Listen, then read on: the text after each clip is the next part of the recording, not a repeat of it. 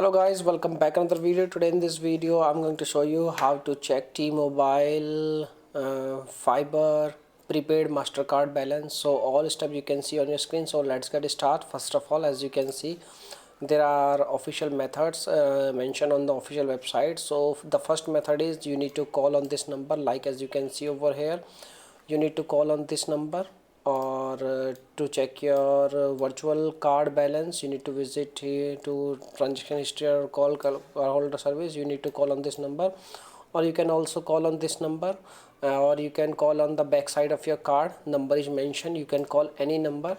So once you get connected, you can tell them that you want to know your prepaid MasterCard balance, then they will guide you, okay, and they will tell your balance, okay. So the second method is you can see that is the text message, and you need to click on you need to text like BL to, you need to send this number, this message to 445544, and once you send the message to bell to this number, and on the reply you will see your balance very easily. So by using these two methods you can easily check your T-Mobile prepaid MasterCard balance, okay.